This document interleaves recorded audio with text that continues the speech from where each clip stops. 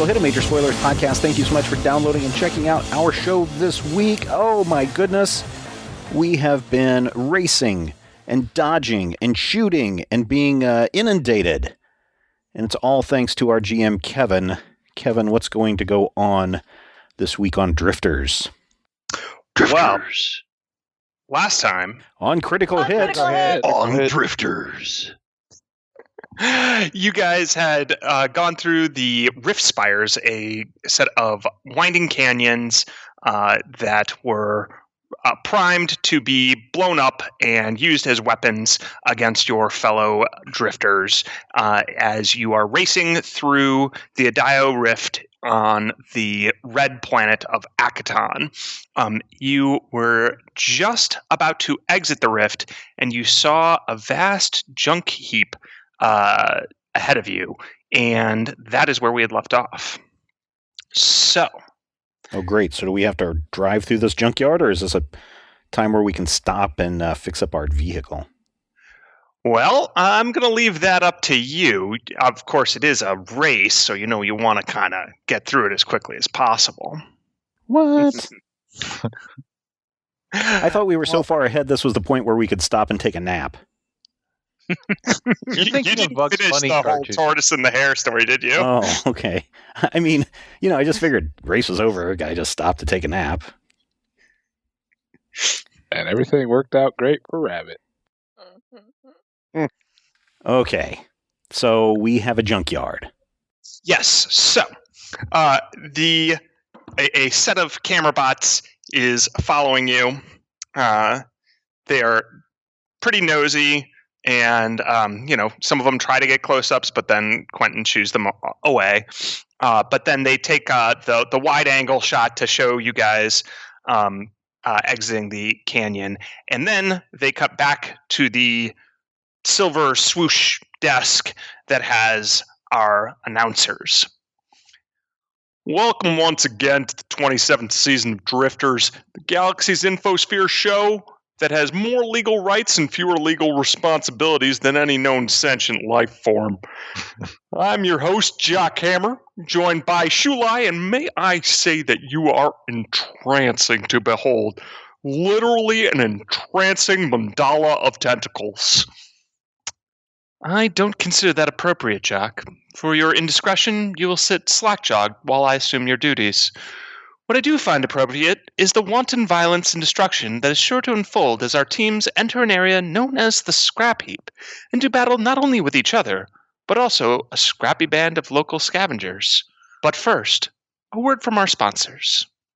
And it goes to a human man dressed in a white lab coat robe, and it's covered in various stains, some of which appear to be blood. And he's in a dank, dark basement facility that has, like a Jacob's ladder and all sorts of beakers and vials, several of which have things moving or swimming within them. And he's meticulously cleaning a set of surgical implements. This time he pulls out like a big cleaver, and it pulls out a rag that's covered in blood and cleans it off as he turns to the camera. Are you the dummy in your group? Are they all laughing at you? Ha ha ha! At the Academy for your radical ideas. For who's laughing now, Chad? At Loboverm, we specialize in taking what you are. A witless fool, a bumbling nincompoop, a pathetic moron with no friends, and turning you into a massive success, a giant in your field, with a raging hard intellect. The procedure is quite painless. Oh, it's like 1,000 laser needles eating my childhood memories! In that you will remember nothing. The hideous brain eels have been found and harvested from somewhere. It doesn't matter. What matters is you could be brilliant. Join me and together we will show them all with Loboverm, legitimate brain enhancement. Go team brain power. And then it cuts back to our crew. The crew of the Squeaky Clean on the Sandskink Team Lizard Brain as you guys are racing into the scrap heap. So you're exiting the rift spires and the canyon widens out. Like I said, surrounded by camera bots so they get that nice wide angle view. And you have some more room to maneuver. You're in the lead currently, so you don't see any of your rival teams yet. And it looks like visibility will be low once you actually enter this area because the canyon floor is now covered in debris. It's filled with like derelict spaceships, abandoned mining vehicles, and crashed satellites. Most look ancient, but it's hard to tell while you're moving at this speed.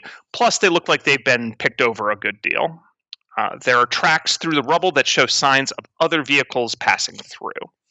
One ship is significantly larger than all the others that are crashed, hundreds of meters in length, and has a vaguely arachnid appearance, though several of its legs have come off at some point. Two of its legs form an arcing canopy over the canyon, roughly 100 meters off the ground at its apex. So you're in the shade a little bit. In the scattered remains, you can make out sheet metal shanty houses, though they seem quite small. They're covered in vulgar and physically evocative graffiti. A large billboard, formerly for a Thasteron mining town, has been emblazoned on it in glowing spray paint scrawl, totally misspelled, "Welcome to the Scrap Heap." And then below that, it says, "Humies and Longlegs die here." What's a humie? I believe it's a human. Vangie just points at Hecubino. From I guess what we know of Akaton, and have we heard of this place, or do we know who or what lives here? Sure. Why don't you guys give me culture checks? Ooh. Sure. Ooh, something I'm good at. You guys, the Akaton natives can get a +2 bonus to it. Cool. I have a 21. I have a 4. Cool. So I'm going to start telling Vangie what she knows, because that's good enough. Yeah, so there's all sorts of weird salvage or scavenger operations around the planet.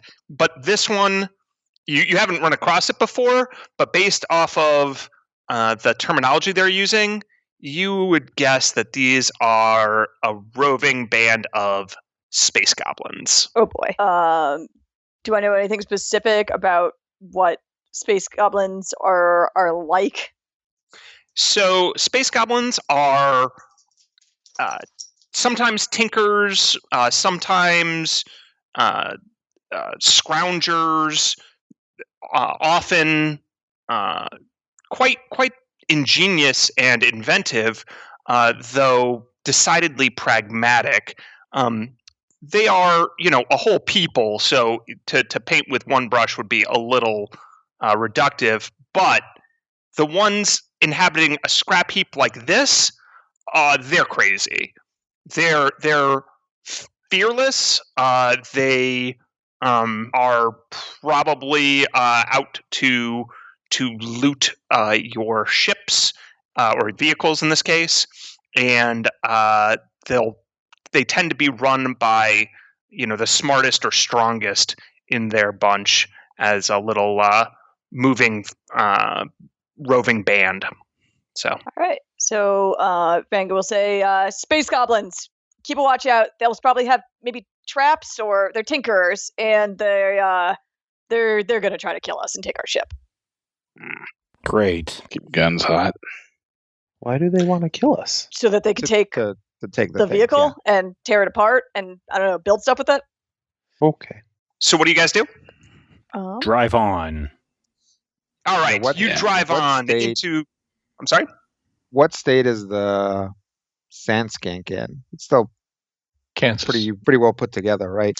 That's a good question. How beat up has the Sandscape gotten, Stephen? Well, let us take a look here. As we look at the Squeaky Clean, we see that right now its hit points are 22 of 30. So it has taken some damage, not a whole lot. Right now, being in first place, we do share some bonuses to hardness. No, that's a popularity bonus, sorry, because we're so popular at the moment. Yeah, we're doing okay, but we did get hit pretty hard a couple of times. Are these the kind of repairs that maybe Bob could do as we're driving, or do we need to stop? Repairs while driving are the most fun kind of repairs. That's true, and they make for good TV. So if we're not even below half, I would say we probably should keep going. Yep. All right. So you guys start going through the scrap heap. You have to make lots of twists and turns, and there's big piles of junk or burned out old vehicles, a massive mining drill, stuff like that. So you quickly lose sight of the entrance you guys came in. Though whoever's in the back, or maybe whoever has scanners, you might notice there are actually several entrances from the rift spires into this little section. So it's possible that one of your competitor teams might enter from a different area and take a totally different path through this. So you are proceeding through, and we're going to shift our scale. So instead of tracking the vehicle at the size of a vehicle, we're going to track it where we can put the actual minis of our characters on there. So I'm going to distribute them. Who is driving? I believe that's Bob. Correct. All right. Who is at the turret gun? I'm still at the turret gun. Yeah. Okay. And then where is everybody else? I'm attached to the back of the turret gun last I checked. Fair enough. I think I was last on the I'm attached to the side of the vehicle last time I checked. Which side? Right side. Your right or my right? I know. I just had to do which one is my right hand moment. Okay. Make the little L's with your thumbs. And then how about Hecubino? I will probably be shotgun. Okay.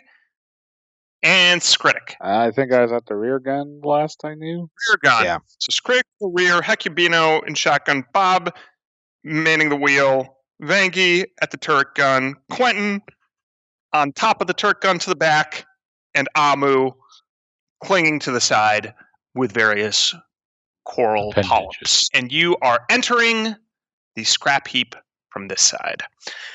What speed are you guys going? Your options are really slow, like about to slow down and stop for repairs, ludicrous speed, and absolutely ridiculous speed. I think we're just going ludicrous Plaid. speed. Okay.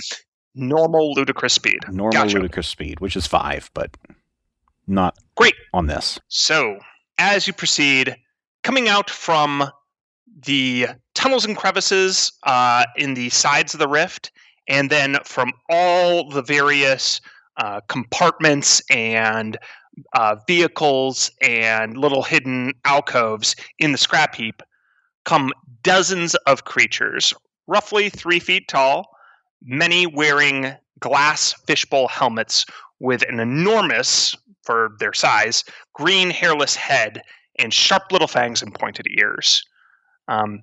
Apart from that, they have very little in common with one another. Some have cybernetic limbs, others wear eye patches with scanners attached to them. Some are dressed in basically rags covered in just random patches with mismatched boots and cobbled together like lasers, tasers, spikes that are covered in more spikes, and the like. They are driving an even more motley assembly of vehicles, all evidently jury-rigged together in a way that even the most dubious corporate assembly line foreman would grimace at. These vehicles are clearly made from the scraps scavenged from the nearby wrecked vessels, and they show signs of being, some of them show signs of being two or more vehicles just smashed together, like a tank car or a ship with a ship that has lost the ability to enter the atmosphere, but they just keep it at a really low altitude. And Or a bumper car that's also a sailboat. Exactly. And some of them look like, a working part from a vehicle has been removed to somehow just make a standalone motorized conveyance of its own.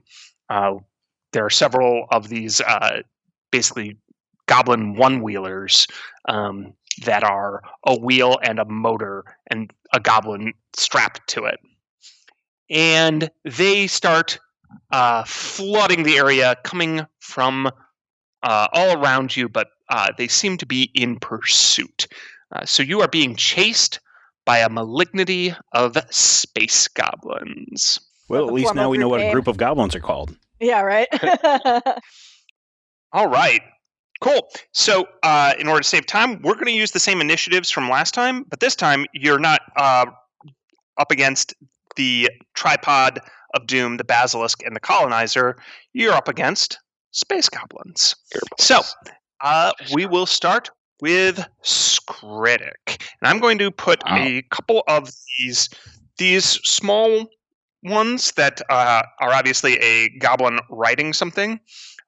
These are all what are called junk cycles. So they're a motorcycle or one of those one-wheelers. These are really flimsy-looking things that are still super fast because they definitely have no safeties, and they have like one or two space goblins attached. Those are the closest to getting you, while a small fleet of other vehicles and goblins start pouring out. So I've put a few of those on the board. All right, I'll take aim at the closest one and let loose with the gun I'm at. All right, so the gun you're at, I believe, is the plasma cannon? Sounds right. All right, so why don't you go ahead and make an attack roll? Okay, a 20 to hit. Dirty 20. Yeah, absolutely. That's going to hit. So you connect with one of these. Why don't you roll the damage for the plasma cannon, which is 2d10. 2d10, yep. Yep, 2d10 electricity and fire damage. Ooh, 20 again. Nice. So why don't you describe what happens? You hit, and to be clear, you hit and you vaporize this one. So you can describe it however you want. I think maybe I hit a little low. Basically, making a crater just under it, where it basically topples forward, head over heels, and just goblin and motorbike parts just go flying every which way. Great. Yeah. So, this is a plasma cannon, and you just were not expecting how much power this thing had. So, yeah, you just blast a hole into the earth, and, the whole junk cycle careens into it, and the goblin goes flying and smashes his, this one's wearing a helmet, some aren't, smashes his head up against one of the crates. And the glass shatters, but the goblin lives because he was wearing a helmet. We'll be following that particular goblin for the rest of the game. No. All right. So one action, one down. Anything else, Skritic? I think that's it for now. All right. So your rear gunner has your back, Bob. What do you do in the pilot's seat? I'm going to drive and try to swerve around as much of that junk as I possibly can, and trying to stay as far away from these locals as I possibly can.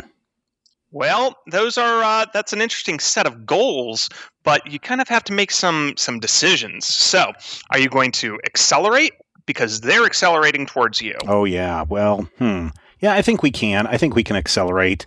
If I go up to full speed, which is plaid, according to Rob. So are we still technically, we're off-road, right? Yes. And we're still in the first position? Mm-hmm. Okay, so we get a +4 to that, -2 at full speed, and another +2 to piloting. No, that's when we're in first position. So I think you take a just a net -2 penalty, or not net, a -2 penalty for going full speed, and you have a total of +4 bonus, so you're at net +2. All right. And we'll roll some piloting and see where we... that's a 26. 26 plus 2 is 28. Nice. So you're making this look easy, Bob. What you're drifting through all of these wreckage and all these derelict spaceships and all that stuff. Anything that you want to do to describe your action? Yeah, so I'm gonna, just play hard and fast with the steering wheel or the steering mechanism on this vehicle. So if there's something in front of us, I'm gonna yank that wheel hard to the right and try to swerve that back end around to kick up some dust and debris behind us, and maneuver around all the piles of various bits of junk. If there's a narrow passage, I'll run into the cardboard boxes so the cardboard boxes can go flying up behind us, like you see in the chase movies when they go down the alley. Quentin, are you rolling? This is good footage. I'm always rolling. Except for when we tell you He's not a to, ball stop, after to all. stop rolling. Yes, at that point, I'm not rolling. La, la, la, la. Yes. Great. That was all out of character. I don't know if you knew that. So Bob is making good progress on actually getting you guys through this mess and successfully avoiding the obstacles, but the junk cycles are speeding towards you recklessly. They are heedless of the danger, so they're going to try to follow you. And that's a fun result. 3 out of 4 succeed, while 1 out of the 4 fails disastrously. So when you run through some cardboard boxes, one of the boxes catches a goblin on a junk cycle on its giant head. This one isn't wearing a helmet, and it's like, oh no, I can't see! And it just struggles at trying to control its vehicle with both hands because it's a malformed jet-powered unicycle.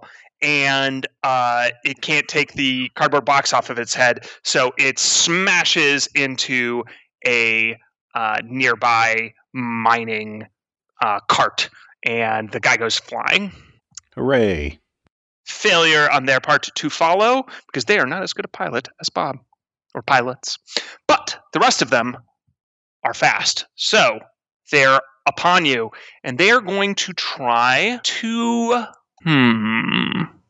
They're going to try to ram you. Oh, that won't work. Yeah, well, they're going to try it. We'll see if see. it works. So, your KAC is what? The KAC of the Squeaky Clean is 17. Or the sand skink. Oh, I'm sorry. The Sand Skink is 17. Oh, actually, I'm sorry. Ramming is a special rule in vehicles, so it kind of makes it more fun because the pilot gets to kind of like dodge this. So it's less of a KAC thing and more of a set of piloting checks for Bob. So why don't you go ahead and make 3 piloting checks? All right. Counting in all the other buffs and everything that we have. Yep. So let's see. There's an 18 plus 2, so that's a 20. 25 plus 2 is a 27, and another 25 plus 2 is 27. Whew. So you manage to avoid their collisions, but one of them has 2 goblins. It's actually on a full 2-wheel motorcycle, so that's something. So of course, that means they have 2 extra goblins strapped to it, to each side, and they will leap from their cycle onto the sand skink. So you dodge all of their collision attempts, but they have boarded you.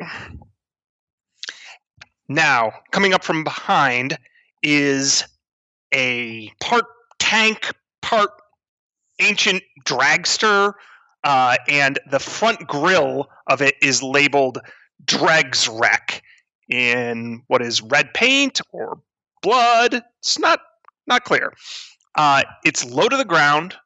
It's wide and has tracks instead of conventional wheels and axles. The top looks more like an old car, stylish, like 50 years ago, but this one is beaten up and checkered with rust and old battle scars. The whole ensemble is finished off with skulls of many species adorning the vehicle on every surface that they could possibly be bolted onto, and long, wavering poles, easily 5 meters high, that are acting as extra seating for goblins because they're holding onto the poles at the top because they're basically just hanging on for dear life.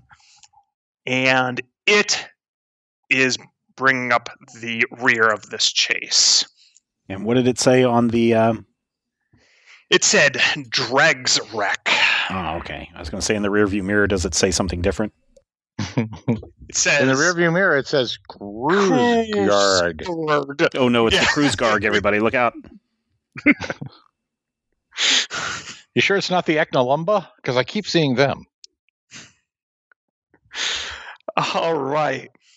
So it is steadily gaining on you. Amu.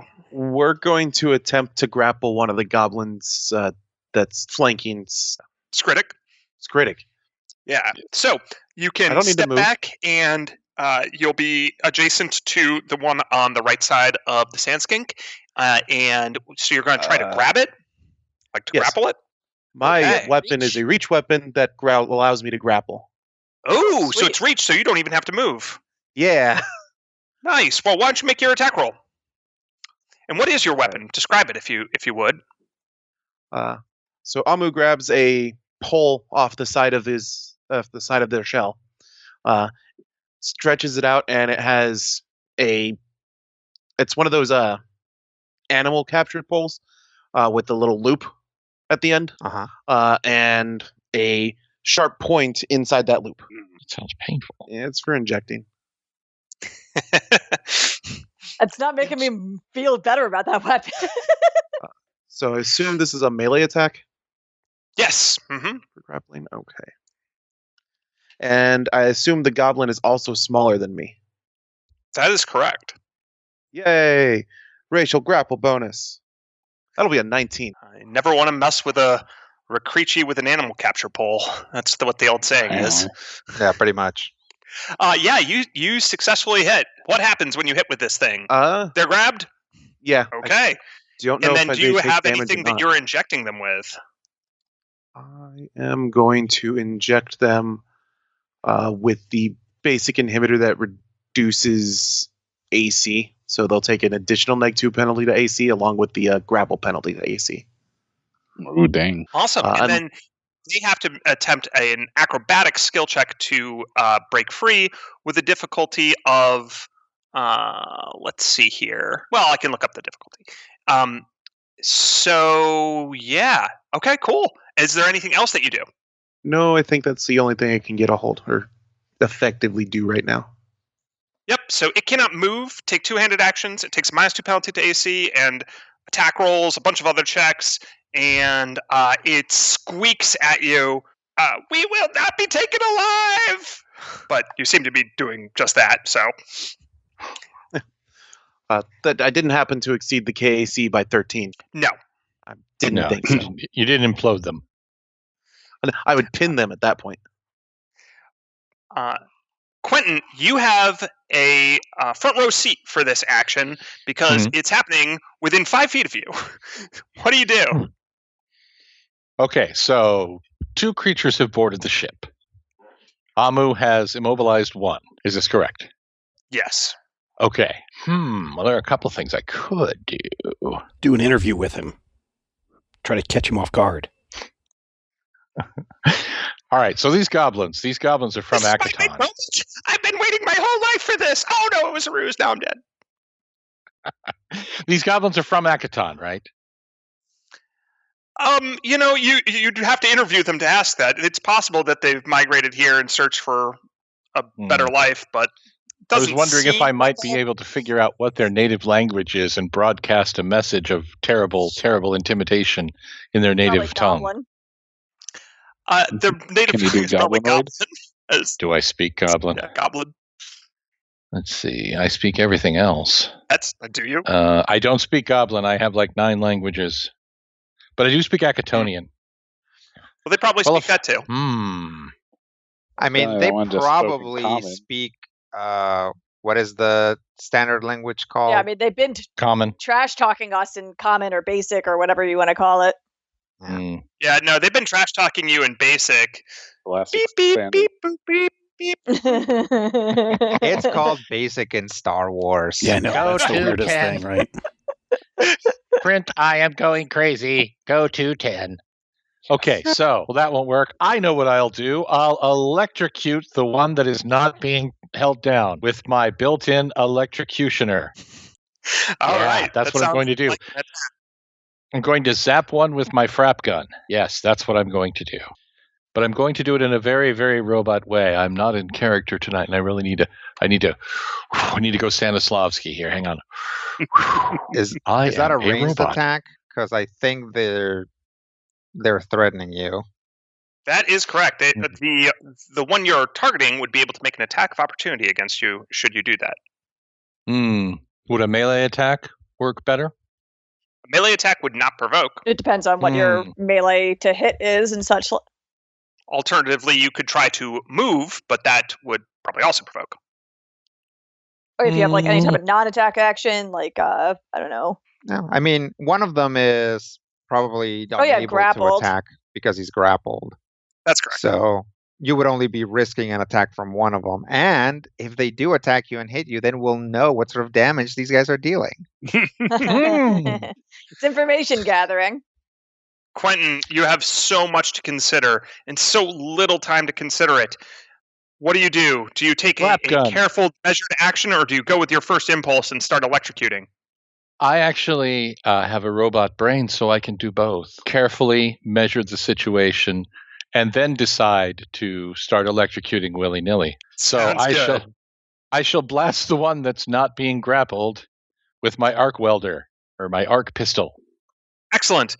It will attempt to slice you with a little homemade rusty sickle thing.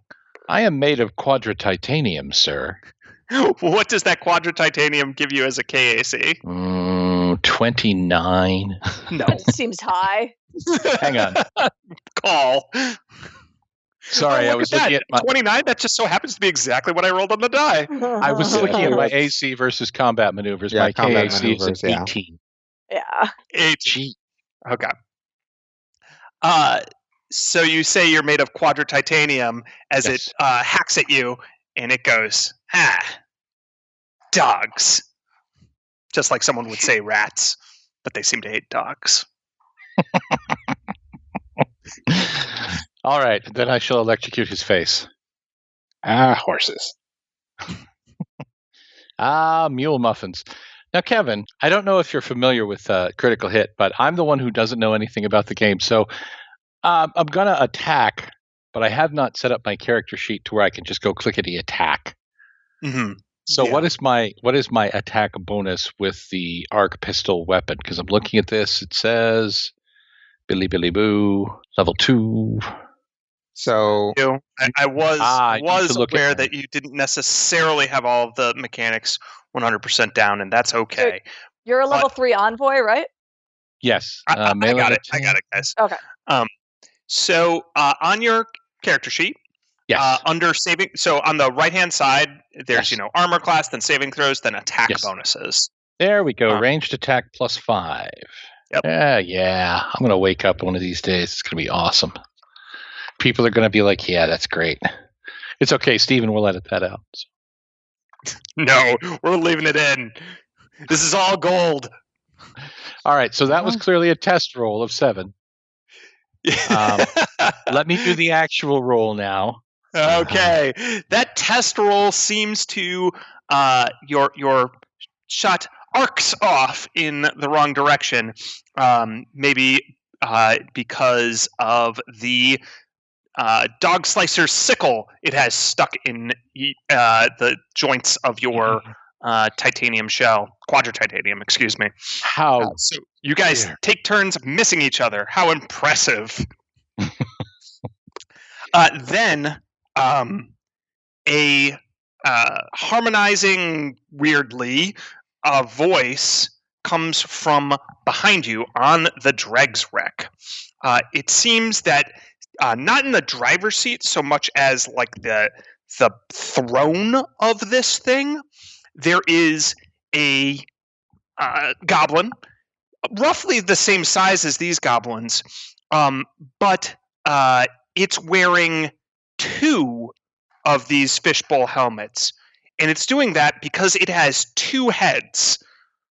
It only has 1 body, but it's got 2 heads, and it's constantly battling to not clink the helmet against its other head.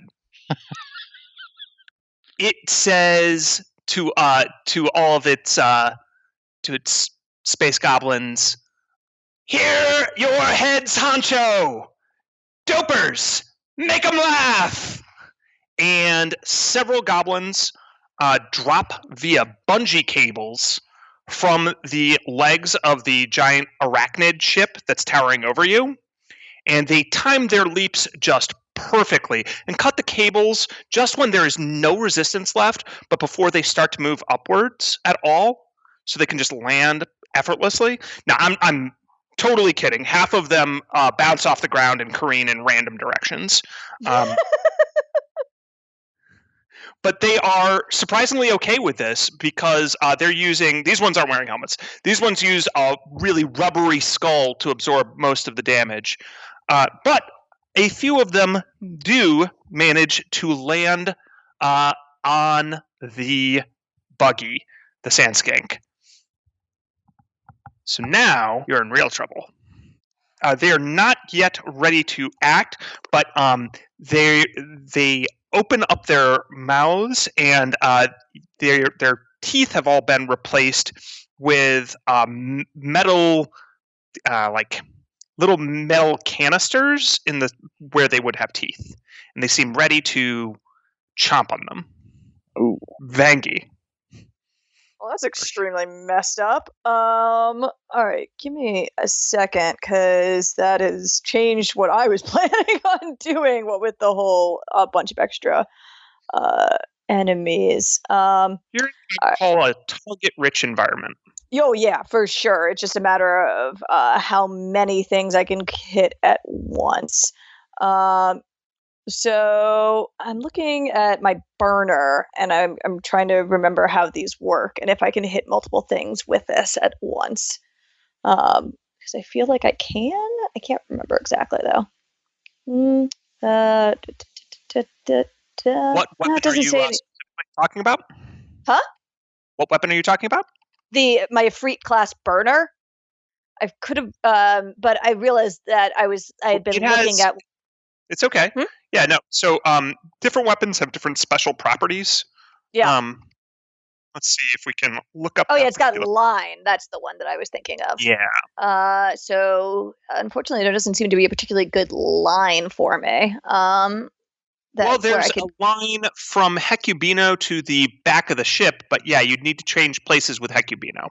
Yeah. All right. So what I'm just going to do then is. Well, I'll tell you what. If you want to trade places with Hecubino, and kind of push him back to where you are, I will allow it. But it will take Hecubino's reaction. So I mean, Rodrigo, would you be cool with spending your reaction to swap places with me so I can fry a bunch of these guys at once? Am I gonna provoke? Nope. It's only a 5-foot thing, so I'll allow it. Okay, Sweet. yeah. In that case, it will make you. Hecubino will yell, "King's Castle!" and I'll swap places with Vangie. Sweet. Yeah, they make eye contact in a very practiced way, and then as soon as she gets into that position, she will grab the nozzle of the flamethrower that she's got strapped in her back, and she'll yell at these guys and say, "Get off our buggy!" and just open fire. Great. How long a line does the Efreet class burner shoot? That's a really good question. The range is 30 feet, and it has special line. I don't see how long a line that is, but I assume it's a 30-foot line considering the range. Well, so Starfinder has all these weapon special properties. That's one of the fun bits of the game, but it also means it's a little bit of stuff to look up. So let's just do that real quick. Up to its range increment. So Okay. Cool. So make a single attack roll. All right, sounds good. Just gonna be my range attack. So yep. And I assume since this is blasting them with, is it fire or plasma or what is this? It blasting? is fire. Okay. Then this will be targeting their EACs. And I've got a 22 to hit. Great. Well, roll damage once. 10 damage. 10, you said? Yep, 10 fire damage. Great. So that will melt the 3 goblins in that line.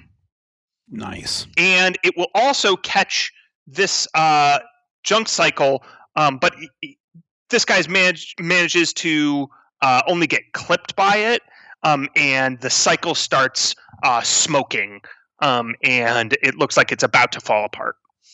So as you blast forward with the Ifrit class burner, does Vangie say anything as she connects successfully with all these goblins? She will blow on the the smoking nozzle of it and be like, Ifrit class burner, excellent work. Open for further sponsorships. Nice.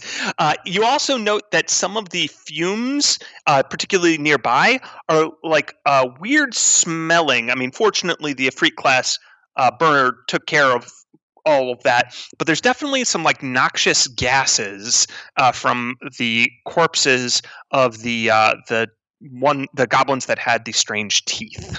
Great. Yes, great indeed. I agree. Speaking of which, hey, these guys get to act. Oh no. The ones with the strange teeth. And they are going to bite down hard on their teeth, and out comes a small cloud of yellow gas. And this one's going to target Amu, and this one's going to target Bob. And why don't you guys give me a fortitude save? Oof. This is against poison if you have any particular resistance to that. I might. That's a botch. Yep, I got a 4. Oh yeah, I rolled a nat 1, so yeah, epic fail. Yeah. I got a 13. Checking to see if I've got bonuses against poison. Well, 13 is actually good enough regardless. So you succeed, but Bob epically fails. So Bob, normally, being a constructed being, you have a resistance to poison and mind-affecting effects and stuff like that. But you somehow just got a full waft of this stuff, and it starts driving your circuits crazy. It burns. It burns. Get it off. Get it off. Get it off. But in this case, it after that initial reaction, something else kicks in that maybe goes to Bob's strange emotional states. You feel uncontrollably giggly and start laughing. You can make jokes. You can feel free to participate and say anything, so long as you're always kind of laughing about it. But you can take no other actions right now. Okay. Haha, just kidding. All right. And with that, let's see. This little guy who is all tied up in the animal control noose by Amu is going to try to get himself free. No. All right, so he also epically failed. So Amu, on a nat 1 from this guy, what do you think? What would you do to him if you could? Amu's been trying to just pull him off the vehicle. All right, so you pull. He struggles and says, "You'll never take me alive," and you gently set him down, and then quickly, because you guys are constantly in motion, he just quickly disappears in the past. It's like, no. Never take me alive. Okay. Bye. So that is one Space Goblin Zapparator less on board the Sand Skink. Is that their official name, Zapparator? That's what those ones' names were. These guys are dopers. Those guys were Zapparators. These guys are on junk cycles. That's the crew of the Dregs Wreck. The Space Goblin with two heads is called the Heads Honcho. I would like to move away from the Stinky Cloud Goblin. I'm there between Bob and Quentin, right? Yeah. That's right. So yeah, I'd like to take up. Currently at the turret gun, for what it's worth. Yeah, you don't want me firing that. I'll take a 5-foot step away, and so that I'm not adjacent to any goblins, and then I'll take a zap with my taser gun at the one that that gave Bob the giggles. Nice. So I will. Yep. Let me see. That's a whopping +3 to attack for a 15. And does that target what weapon is that again? This is a arc pistol, static. So it's dealing electricity damage. So it targets their EAC. And go figure, random patchwork overalls and little glass helmets do not protect you against lasers. So you connect. Okay. Now, does my what is it called? That do I get a level bonus to damage? Yes, because you have weapon specialization. Because all characters have that. Now you get only I believe a +1 bonus to damage because it's a small arm. Okay, so then that's already factored into my sheet here. So let's deal 1 whole d6 +1 to it. Because it's either your level or half your level. Oh, hey. For max damage of 7. So yeah, you static shock this one. Does that deal non-lethal or lethal damage? I think I can get it to deal non-lethal, but I'm trying to... I went for lethal this time. Great. You electrocute the one behind Amu and beside Bob, and it goes tumbles over the side, jolting with energy and also bouncing behind you. Smoking. If I drop down, is that going to give me cover in case any of those other guys start firing on us? Or can I just get natural cover from being in a different vehicle? You do get cover from the vehicle in general. Okay. You're being fired from people not on the vehicle. Okay. Well, then I'm good there, probably. Sounds good.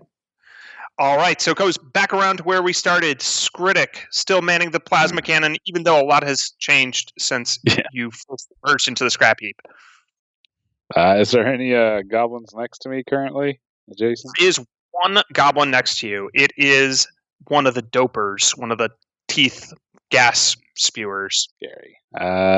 In that case, basically I'll kind of make the swing the turret towards him as I try to smack him with it, and then as it kind of lurches away from that, I'm gonna leap over it and try to come down with my knife. I try to stabify him. Great. Ooh, 24 to hit. That definitely hits. Excellent. Is that 2 damage? Yeah, that's gonna be not too awesome, but let's see here. 1d4 +1. Okay, let's see. So yeah, I think as an operative, you often want to do my to juke first. Do your trick attack, but you went for the catching him off guard and stabbing it in the back with a knife, and it goes, no, I'm going to oh. Actually, I think I'm all right. I think yeah. I really didn't have a good bluff and my intimidate's not too awesome, or stealth to do, or survival, so I just went with that. But no worries. The old, Yosoki versus Goblin knife fight. Knife fight. Gwen's got a close-up on it. That's nice. Bob, what's so funny? Why so- All these little guys running around. It's like a scene out of a movie. Aw. Bob seems to be very relaxed and enjoying himself, kicking back as he laughs while he is not piloting the sand skink. Hooray. Uh-oh. Yeah, That's probably bad. All right, so we're going to move the sand skink here, and it's going to ram into some stuff. Uh-oh. Yeah, I warned you about this. All right. So, and you guys were going ludicrous speed, plaid. Yeah. Plaid speed. Yep. So that's pretty bad for you. That's going to be 8 plus 6 more is 14 damage to the sand skink for that impact. So hardness plays into this, right? Correct. So we've got 5 as the base plus 2 for our popularity bonus, which is 7. So we only take 7 damage out of the 22. So that leaves us with 15. The sand skink is at bloodied level. Yep. So the debris goes everywhere that you smash into, and you are no longer going at plaid speed because you lost a bunch of speed when you... We've downgraded to a nice tartan. All right. So that all happens on Bob's turn. Then the junk cycles. They will follow. They also have to make piloting checks. I think they fail. The one that starts smoking just starts turning around in circles. It seems to be caught in just a loop, and which is weird because it's just one wheel. So it's just one wheel, and he evidently can't steer out of it. And then the dregs wreck comes by and just clips him, and he goes skidding off and smashes into something. And then he says, "I'm okay." And then a Zapparator on board the dregs wreck shoots him. Classic. Mean.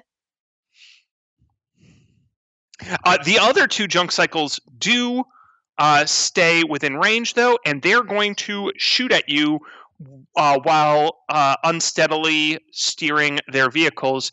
They're going to shoot at, let's say, Skritic. Question real quick before you roll that. Do I get a saving throw or anything to this gas? So you got your saving throw initially, and it has a duration. Okay. Yep. So you will act again someday, I'm sure. Okay, I'm sure.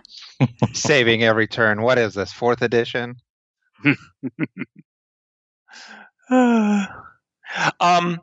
Actually, wait a minute.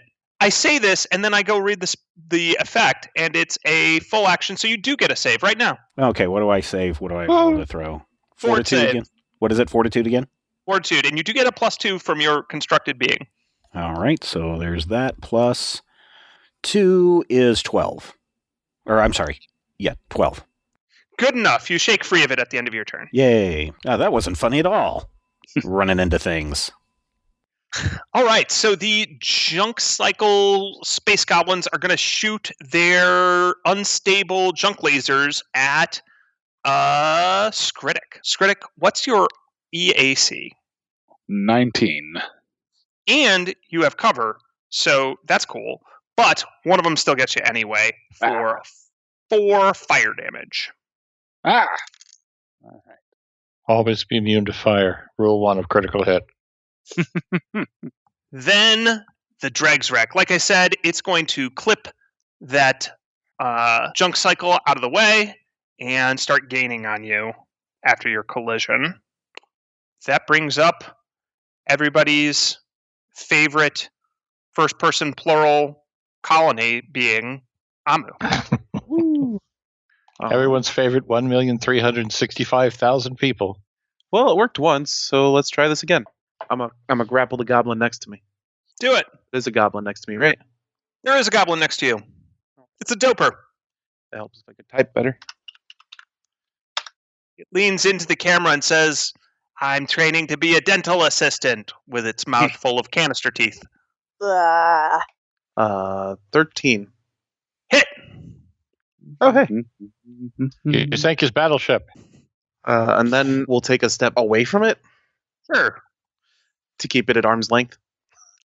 At tendril of coral length. Yeah.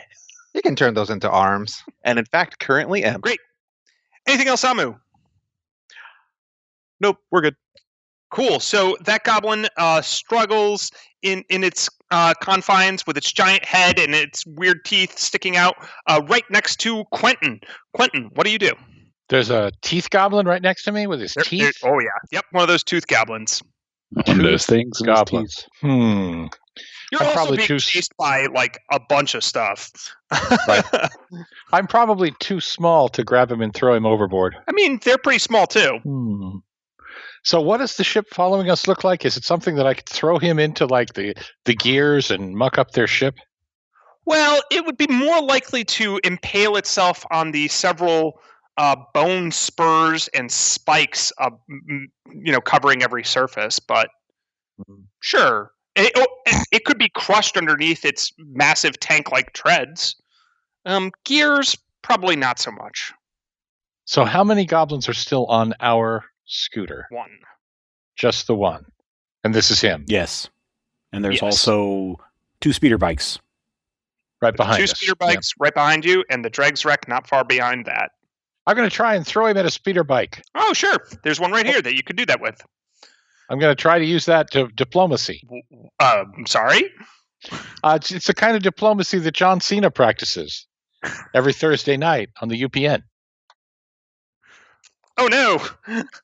I've knocked over the camera. Okay, so I am very unclear what action you're trying to take. Are you making Well, an attack or an intimidate check? I presume that if I'm actually going to throw him, that would be an athletics check. Does that sound good? So, No, it's probably some sort of attack roll. Okay. yeah, there are combat maneuvers in Starfinder. I will warn you that, unfortunately, this is one thing I don't particularly like about the system, that combat maneuvers are hard. Now, these guys have particularly low armor classes, so that might make up for it. But in general, the difficulty is based off of their KAC, and then it gets a significant, I think it's +8 to their KAC to resist the combat maneuver. Well, that sounds complicated. What if I just shot a flame pistol right in his face? Yeah, sure. Okay, let's do that. Do I get, can I, target his face, or is that something inappropriate? You can't do that with this system. You can say you're doing that all you want. 18 to attack. Boom, right in the face, right like you said. It's remarkable. Awesome. Fire face.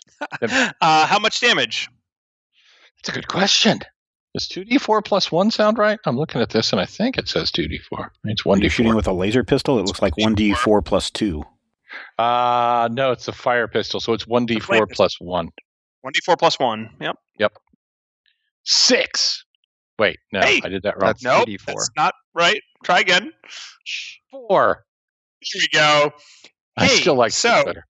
Between that and the knife wound in the back, boom!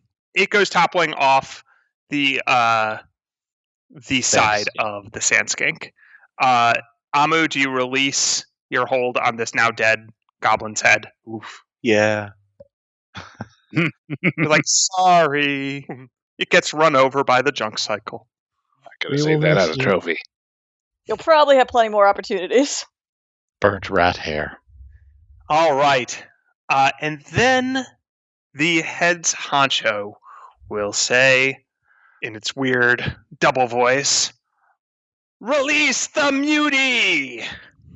And from a cage aboard the dregs wreck. Oh, yeah, there's a cage on board this thing, obviously. Didn't describe it Oh, before. yeah, of course. Yeah. Sure, yeah, we saw that. Emerges a space goblin that is 8 feet tall, has a head, about 3 meters tall, head a solid meter wide, and has 3 arms. And it will launch itself. It actually has really spindly legs and arms on top of a weird hulking body, but it launches itself from the dregs wreck aboard the sand skank, and then will immediately attack Quentin. Wait, if 3 feet is a meter, how long is 3 arms? Punching you in the face! I don't have a face. I have a display. Thank you. And one of its arms is a little vestigial arm that's growing out of its armpit that it uses to like pick up objects. The other 2 arms have been modified, so you're being attacked by its chainsaw arm. Oh no! Look out! What's your? Oh no! Never mind. I don't need to ask. You're hit. You're hit for 10 slashing damage, Quentin. And that goes against my stamina points now. That's correct. All so right. it starts making some inroads on that quadra-titanium. This is inappropriate. All right. And that brings up Vangi.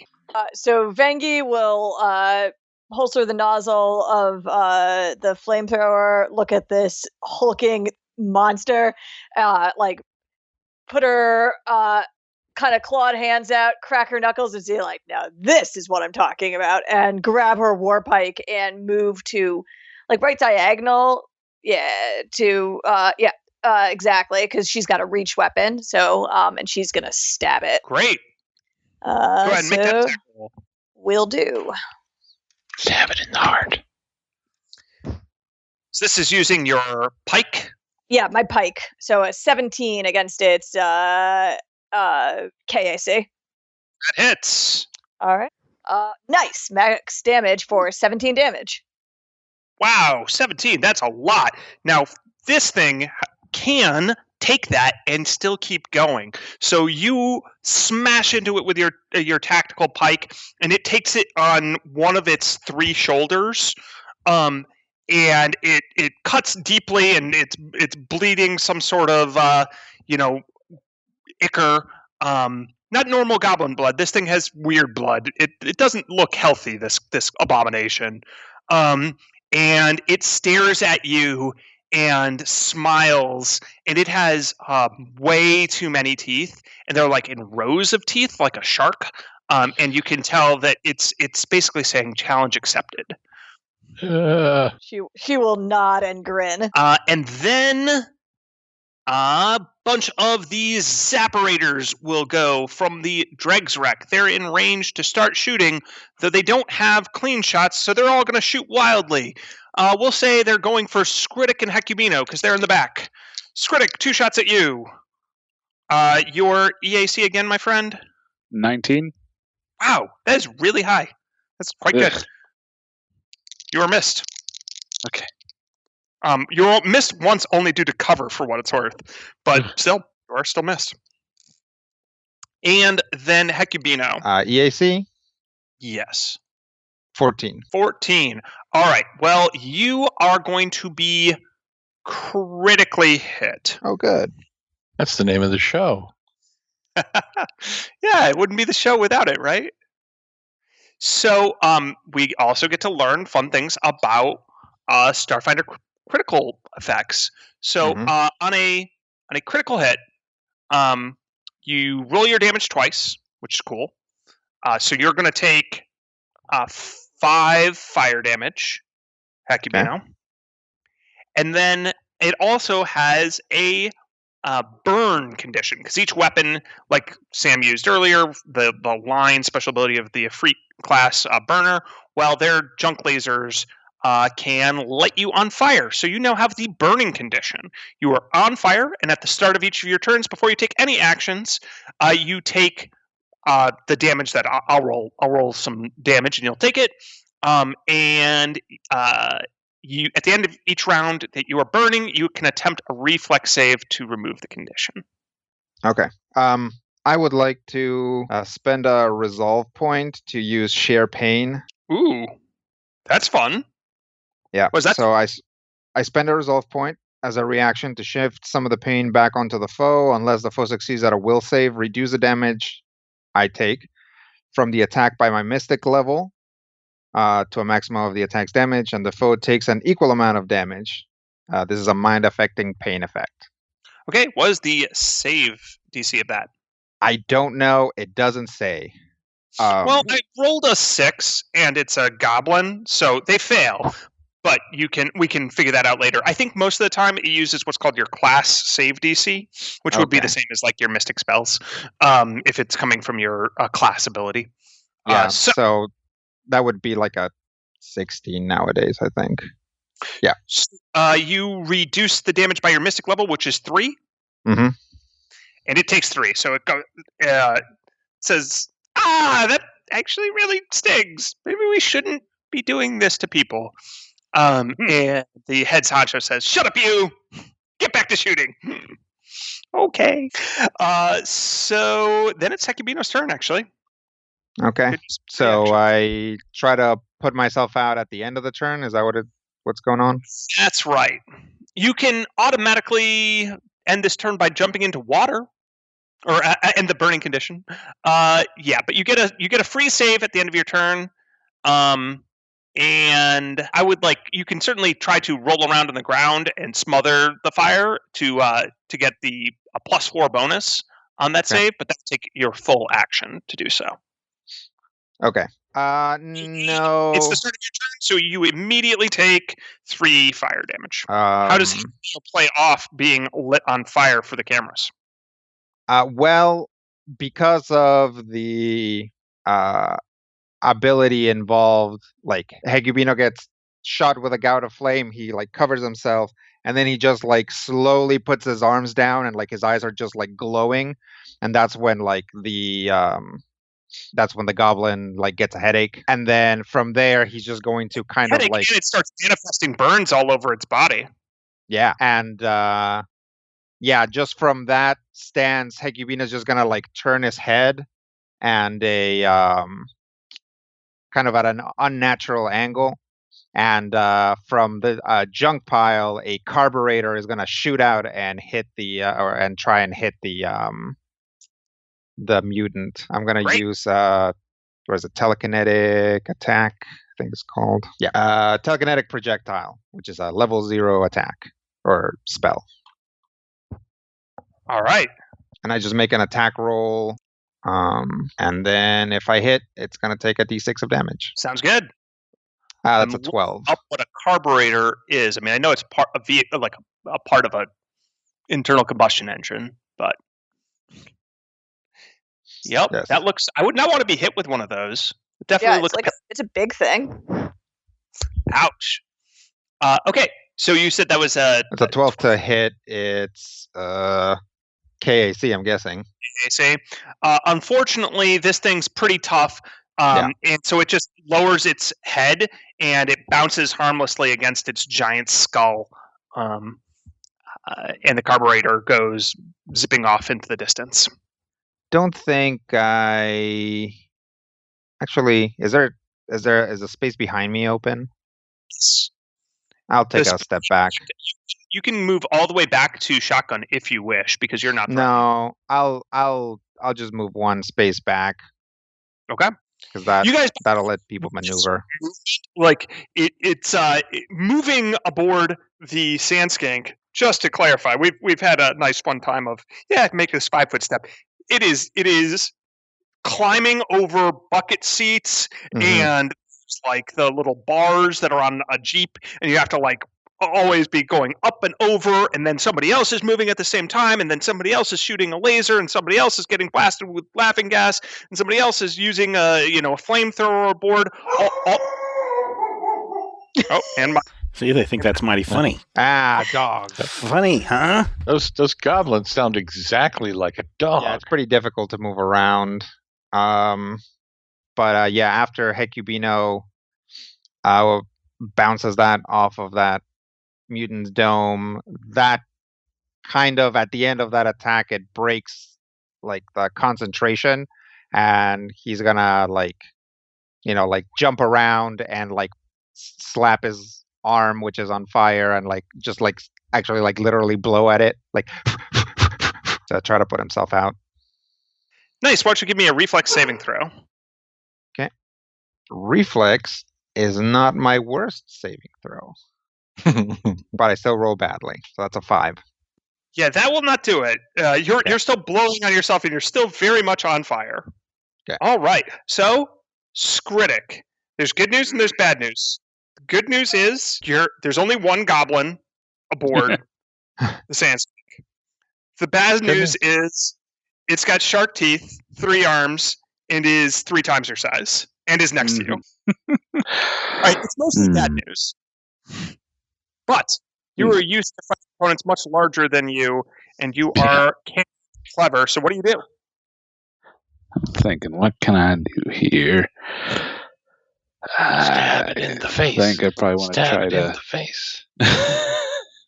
take advantage of a trick. I'm trying to think what would be a good thing to do. Pardon me. Let's see. Kick him in the liver. Is there like enough people and things going on I can maybe just like kind of scurry around the ship and stealth around my crewmates and catch them unawares? Yeah, you can.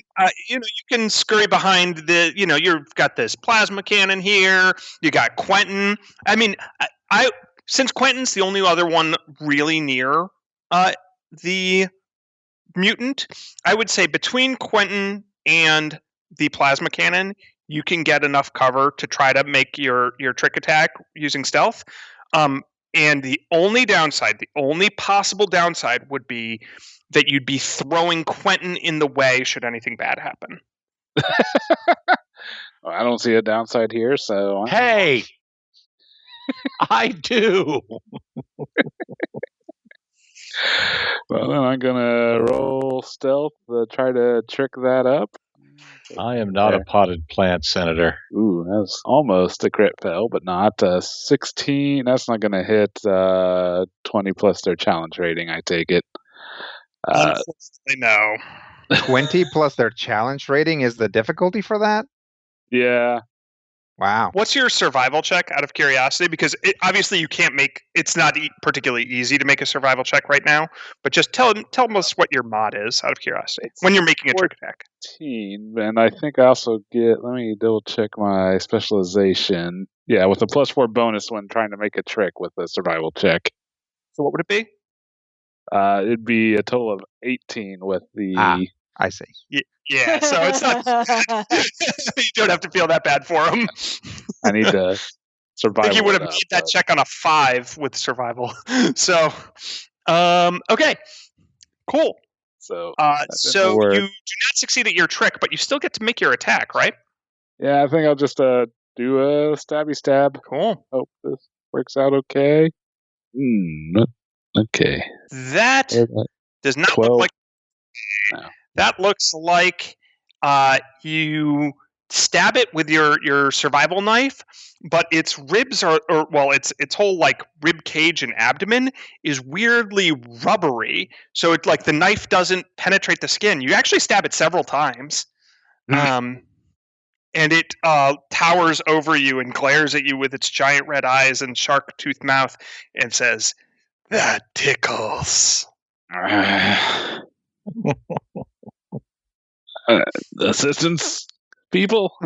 Help, Bob, from the front seat. Do you have any assistance?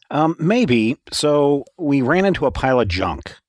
Is our way blocked? Are we still moving forward? What's going on with the Sandskink? You're moving forward, but you've slowed down, and you're basically in rough terrain if you don't make some fancy maneuvers.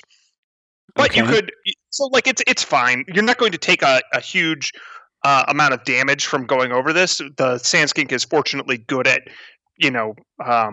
running over obstacles. Sure, but we're running at probably ludicrous speed at this point. That's right. Okay, here we go with a fancy maneuver Bob learned while driving a taxi on his own planet.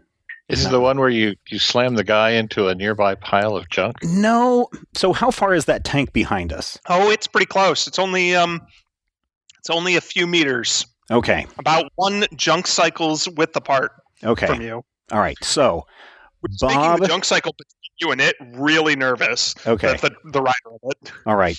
Bob is going to slam on the brake really hard for a second and yank the wheel so that the back end of the sand skink turns. So basically the pivot, the driver's seat pivots, and the whole sand skink swings around towards our left to the upper top part of the screen, so that we're swinging around all this garbage and getting into that open area.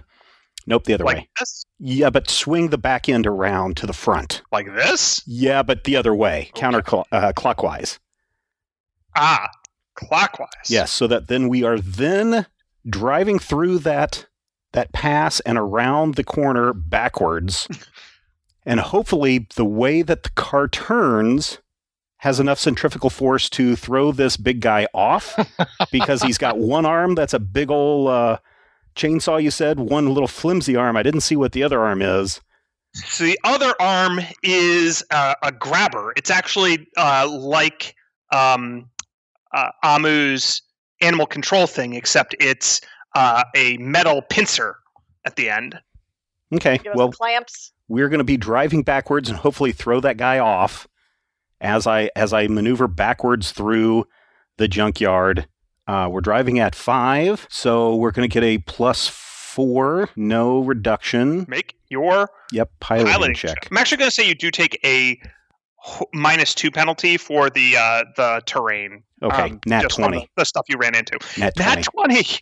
Okay, nat 20. Great. Well, that's good. So you wanted it to spin around? Yeah, to spin around backwards, just the whole back end. I don't know if you've driven in a vehicle that is front heavy, but when you slam on the brakes, you know how it kind of fishtails. But this time it fishtails all the way around to where we're pointing.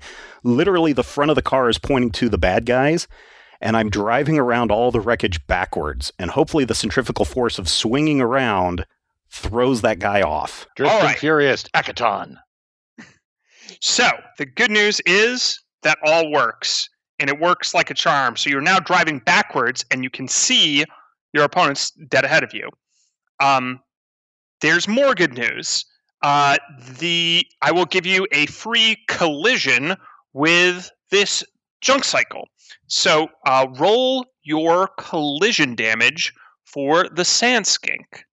Okay, so let me look here on this hand skink. And that is EAC? No, let's see. Hold on. Just roll the collision damage. I have to make a 3d8 to avoid it. Just like when they tried to collide with you. But you have successfully collided with them. So. Okay. 20. Yeah, boom! So you can also knock one of the junk cycles completely off the field of battle as part of this maneuver. Then everyone aboard the sand skink, except for Bob. Everyone aboard the sand skink who is standing. Me? No one's seated, right? Everyone's been moving around and shooting things no and stuff one's like seated. that. I'm hovering. At least Okay. 2 of us can't actually sit. That's true. So this is where seatbelts would come in handy. So I'm going to say that everyone except for Bob aboard the sand skink needs a reflex save, but that Bob can shout out a warning as part of this action. Hold on, everybody. And that gives you a plus. You rolled a natural 20, so everyone braces themselves. We'll say a +4 bonus to your reflex saves, except for the Goblin Mutant, who does not get such a bonus. Oh, no. Nice. Oh. All right. So, looking good, Quentin. Looking good, Amu. Looking good, Skritic. Yeah, there should be another +4 on that. But Yep, exactly. I figured. And then Vangi and Hecubino, also good enough. Vangi, you basically stagger. You exactly made it. Nice. So you're almost thrown, and you have to like catch one of the. There's like bungee cords and some of those like cloth, not cloth, but like the I don't know what they're called, but they're like reinforced cloth that you would use to climb a mountain. Yeah, like she'll the use her handhold. prehensile tail to grab onto one of those. Great.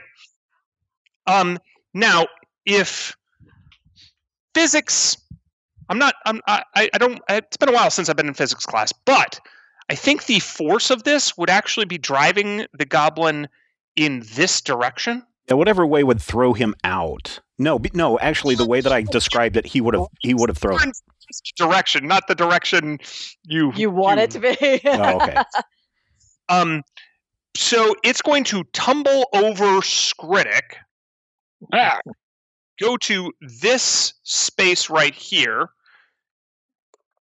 And it will be hanging on the side of the sandskink, running into various debris. But it has its grabber arm has stuck through like a little netting on the sandskink, and it has also rolled Skritic under that arm. So Skritic is really close to falling off himself, despite managing to make the save. He kind of got caught as collateral damage from the mutant. So it is hanging onto the side of the vehicle, bouncing on the ground periodically, and while its metal pincer arm grasps for better purchase. Okay. So I'm driving backwards at 5 speed, normal speed, or whatever it is, ludicrous speed, dodging all the stuff and telling people to hang on. And I scream, "Someone shoot those guys in front of us, and someone clear a path behind us." All right. The junk cycle is immediately following you, and it races forward. So it realizes that the dregs wreck is right behind it and not about to stop.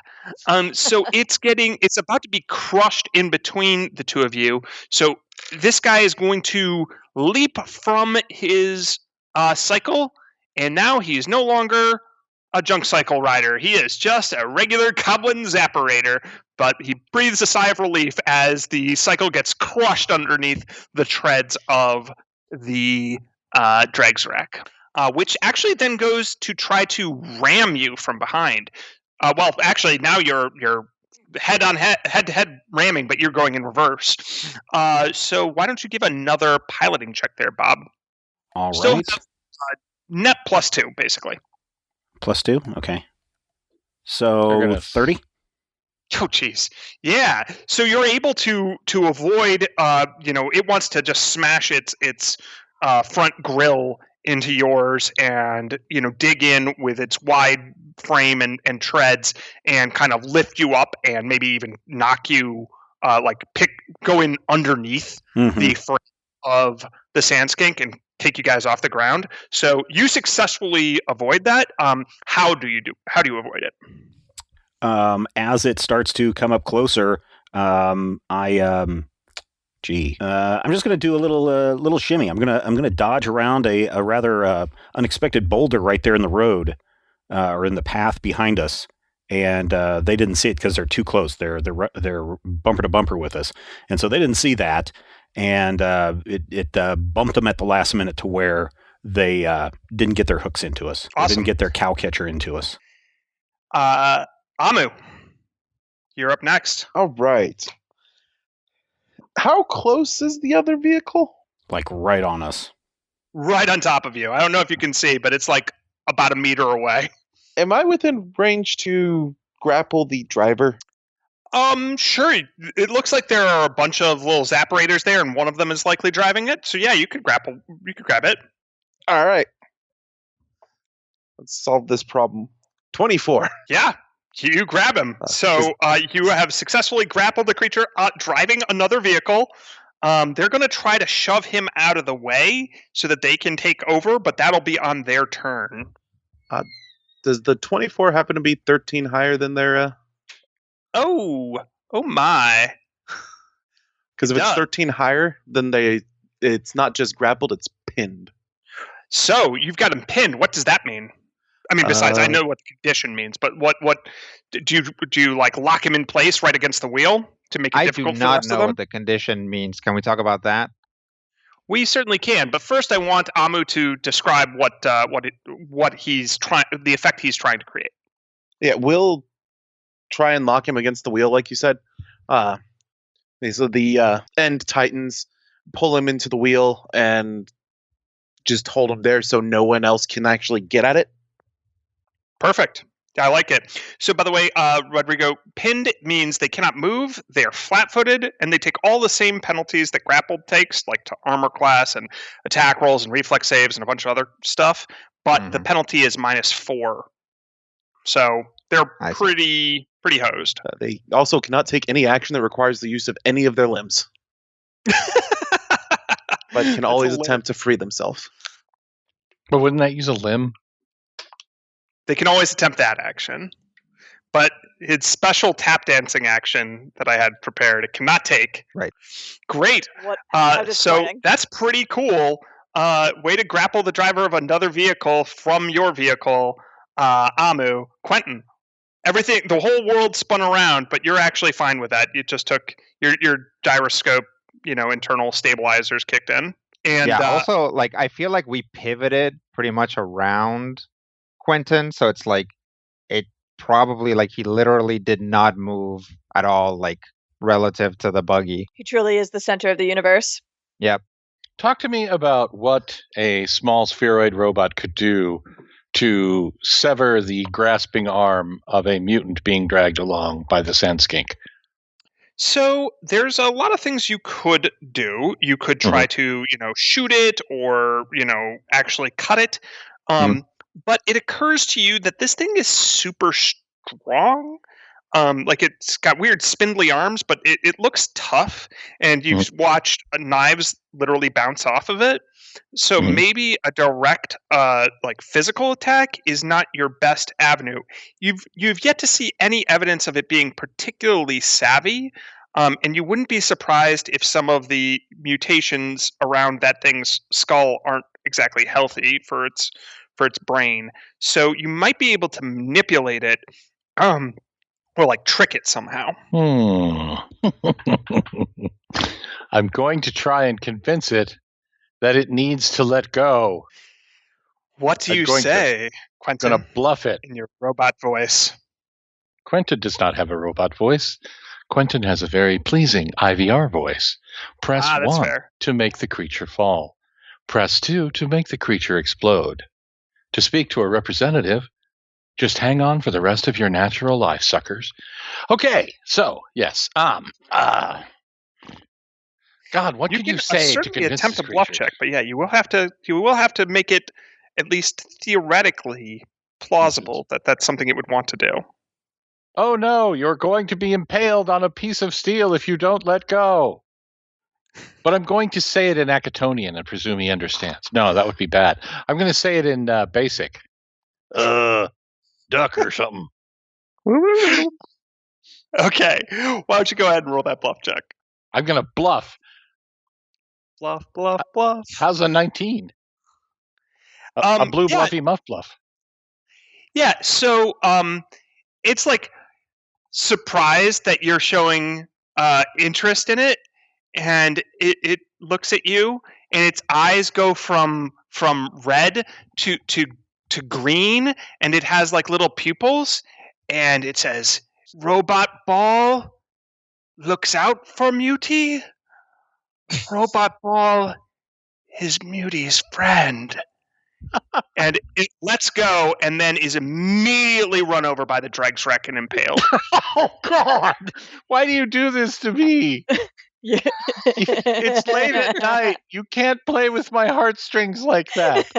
Hey, I'm the empathetic one. You picked Envoy. Yeah. That's true. I did. Oh. Quentin's tiny mechanical heart breaks for a moment. And Skritic, you're left to your own devices, but it lets go. So fortunately, you're able to stay aboard. Through no fault of Quentin. That is so hurtful. All right. So the head's honcho has realized that their time is almost up, and they have but one trick left to pull. They bonk their head glasses together. It says, "Prep the snot rocket." And at this, from a nearby, convenient, just off-screen location, a large flatbed trailer is rolled out with a huge rocket engine loaded onto the bed. A goblin wearing a tactical helmet and enormous goggles emerges and starts to clamber up the truck. There is musical accompaniment from a goblin on the truck as it starts playing a synthesizer dramatically. Dun-dun-dun-dun, dun-dun-dun-dun. While other nearby gobos stand at some weird version of attention and give a smattering of salutes.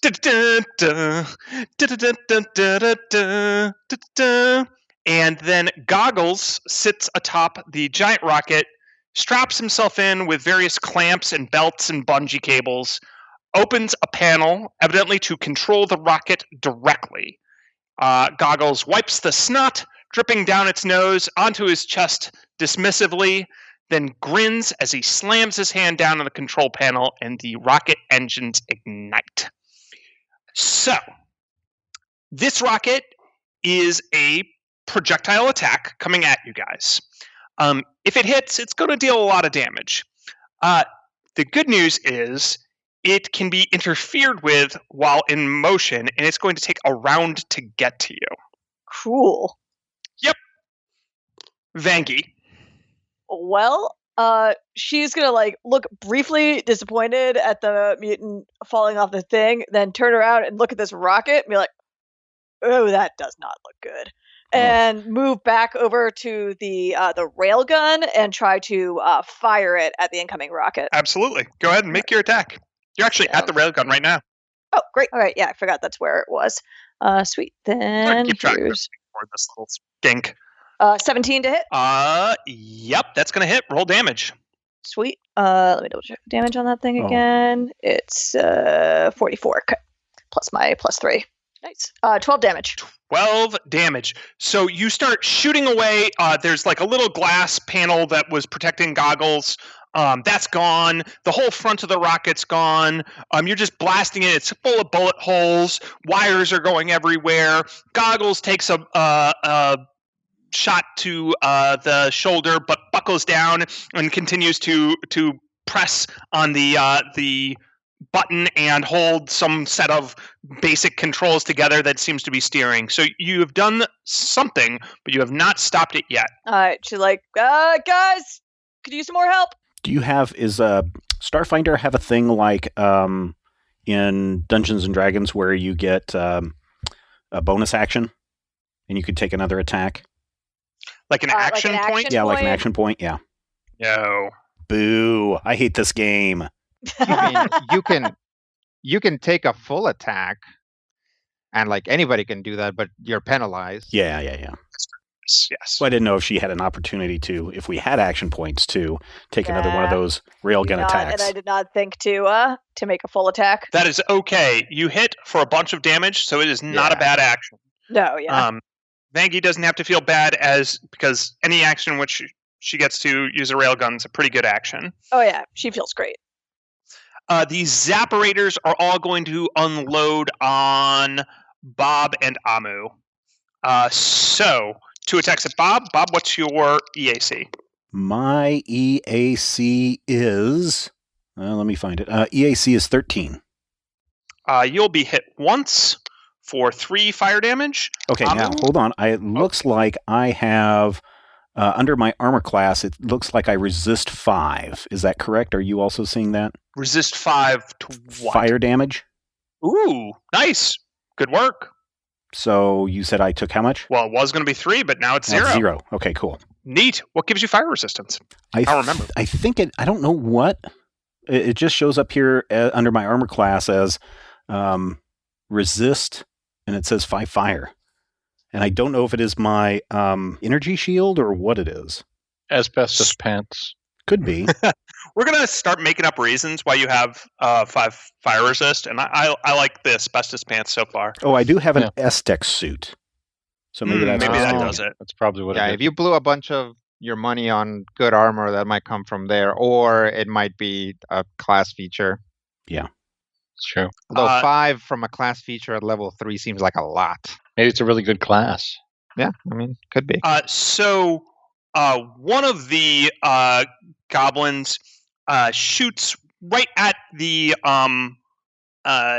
front window of the sand skink, and bizarrely enough, the glass bounces the laser back on it, and it hits itself in the face and goes flying off. Ha ha ha.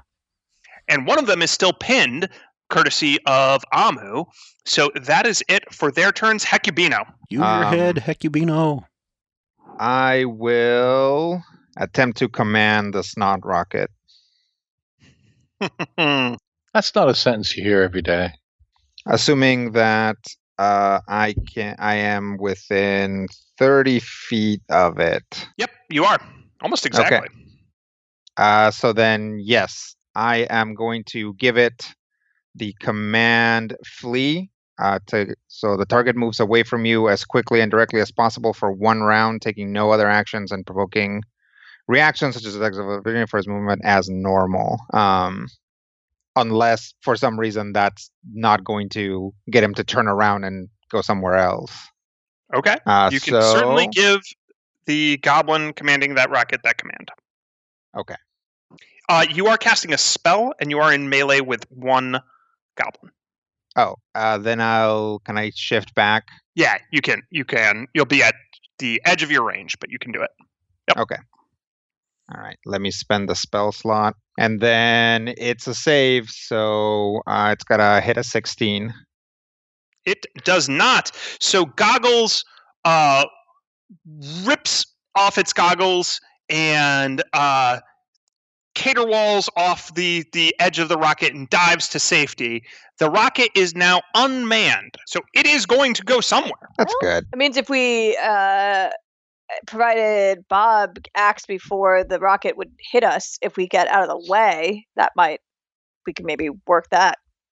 Skritic, what do you do? You're up.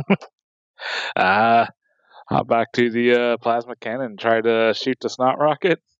Oh no, the plasma cannon is rear mounted, which means it can only fire it basically forward since you guys are in reverse. Oh, I forgot we. Okay. Oh, You could clear a path behind us. You could also presumably suppose, push yes, I Vangie will. off of the Railgun turret. and also fire if you wanted. For sure. I would definitely give away my reaction for that. okay, sure. Where do you want to go, Vanky? Near the goblin or away from the goblin? I'll go near the goblin. Okay, so Skritic, you crawl up and tap Vanky on, I don't know, where do you tap her? Shoulder? You're not tall enough to reach the shoulder. Nope. Try again. Okay, if I'm climbing it, I don't know. There You are, can climb on top of the railgun to tap her on the shoulder.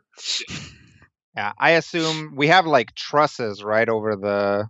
It's like roll there's like cage. a cage Yeah. to the buggy, Yeah, right? yeah. Mm-hmm. So you can like jungle gym your way there. I'll do that. Cool. Great. And, plop down in front of the rail cannon and let fire. Are you firing at the rocket, which is now unmanned, or are you firing at the Dregs wreck? I guess I should probably do the drags wreck. Now I hit the rocket. The rocket? Okay, I'll do the rocket. Yeah, see if you can Get that out of the situation. see if you can that's have it not a regular rule. smash into the other vehicle. Grand total of 8, 2 on the die. Unfortunately, your shots go wild, and everybody ducks as you just start shooting the rail. This is, I think, your first attack with a railgun. It's I very think so. powerful, but yeah, it's got some recoil to it too. So I just, Yeah. you're tiny relative to this thing, so you're firing it, but it's also firing you. You're kind of flapping along in the wind as you're going backwards, hanging onto this thing for dear life. Yes. Bob, it is up to you. All right. I am going to see if I can Swerve use that out of the idea way. you just had. What's that? You should use that idea you just had. The one where I swerve out of the way to try to get away from the rocket? No, the one where we put the sledge in between us and the rocket. Oh, yeah, sure. Because the sledge is currently attached to us via grapple. Oh, yeah. There you go. All right. Yeah, so I suppose if I swerve, then that would make Amu swerve, and since he's grabbed a hold of that or pinned down that one guy, it would probably make that vehicle swerve right in between the path of the rocket and us. That sounds plausible. It could also either break that pole, fling Amu off of the sand skink, or, decapitate the goblin whose head he's holding. But let's not think negatively. I'm so more many fun thinker. options.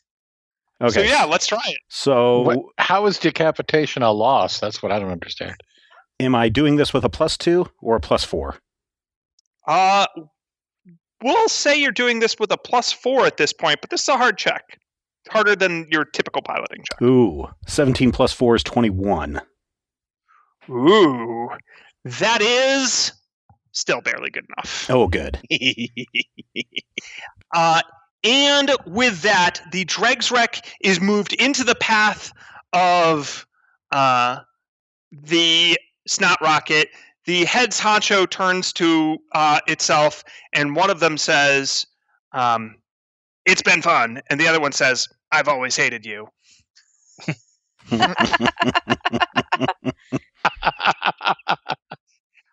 And then the rocket explodes, blasting the goblins off of it, and the Dreg Rex goes up in flames.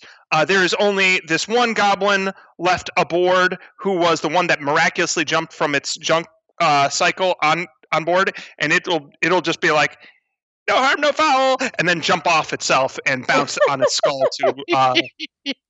It'll actually say, "Good luck with the race." And at this point, I'll slam on the brakes and again do a fishtail so that we're all kind of turned sideways so that we can all see the exploding wreckage as we stop and look. And maybe Quentin flies off really quick to get a nice wide shot of all of us looking at this. And we see probably Vengi and Hekubino high-fiving. And then I just put on the gas and we drive off to the next place. You hightail it out of here, and as you do, you see your competitors are also exiting their section of the scrap heap, and you can see the finish line is in sight.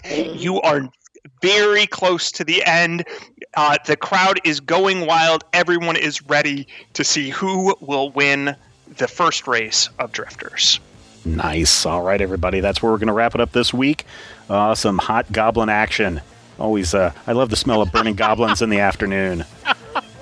Never say hot goblin action They're again. on fire. They're on fire. No. What are they going to be? They're going to be hot goblins. Never say that again. Anyway, everyone, thanks for tuning in this week. Here's hoping all of your dice rolls are critical hits.